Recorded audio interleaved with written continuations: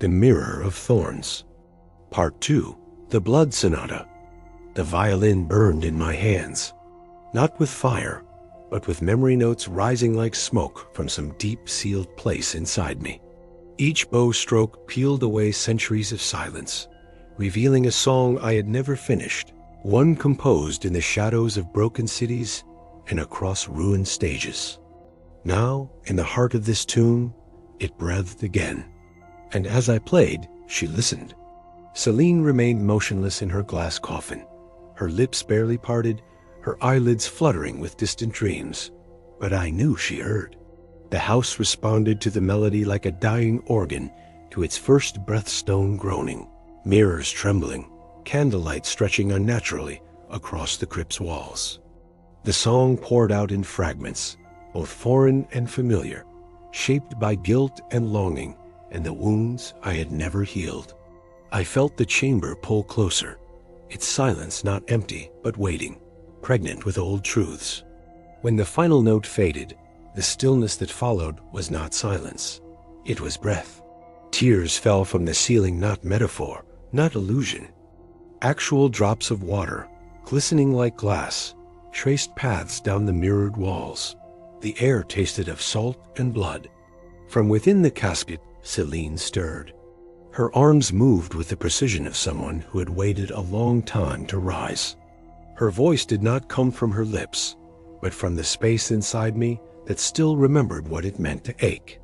Do you remember what you took from me? I did, and I didn't. Guilt is strange that way. It buries the truth beneath justification, and only music can disinter it. I lowered the violin, fell to one knee, and whispered the only answer I had. Yes. Her eyes opened gray as ash, sharp as frost. When I chose eternity, she said, you ran from it. You drank from me. You loved me. Then you left me between?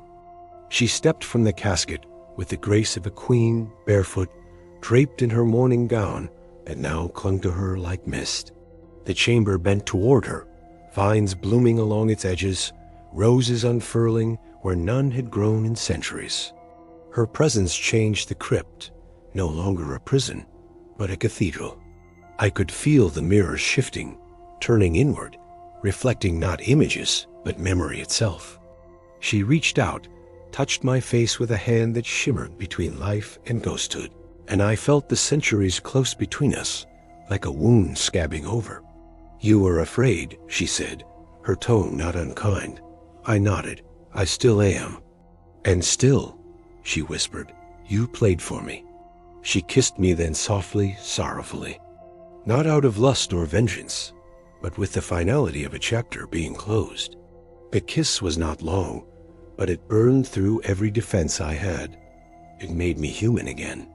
And in that moment, the mirrors shattered.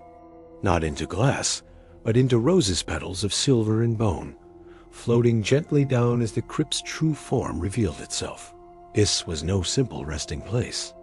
It was an altar, a cradle, a promise. And I had left it broken. The vines bloomed again, thorns glittering, blood running along their stems like dew. She was the bride of the house, now wedded to its memory, to its curse. Her steps left ghostly footprints as she walked toward the wall of mirrors, now turned to living water. From them, images bled. A Paris salon, a violinist in shadows, a woman watching from the balcony with eyes like the brave, a kiss in a darkened chapel, a vow made beneath candlelight, my hands sealing her into this very chamber. I gave you eternity, she said. You gave me the lock, and I've come to open it. She smiled, then not cruel, but knowing. It's already done. In my hand was the same violin I buried in Venice. Its strings glowed faintly with her essence. The bow was strung with strands the color of her voice. I lifted it once more and played not for forgiveness, not for release, but for her. The sonata was hers now. She owned every note. And as I played, the chamber opened. The house above trembled.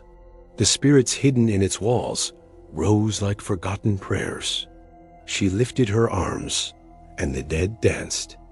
We emerged from the crypt not through stairs, but through roots and vines that parted like curtains. Above us, the chateau stood resurrected. Time had bent for her. Its windows glowed, its halls breathed.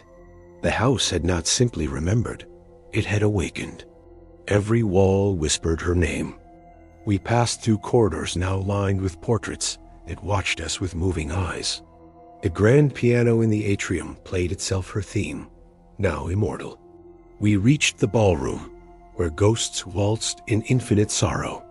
I saw myself dancing with her in endless variations, sometimes as a man, sometimes as shadow, always entwined with her.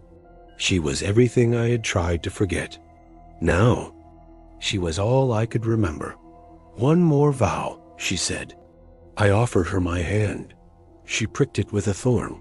We danced, and the blood that fell became roses. To be concluded in part 3, The Thorns Remember.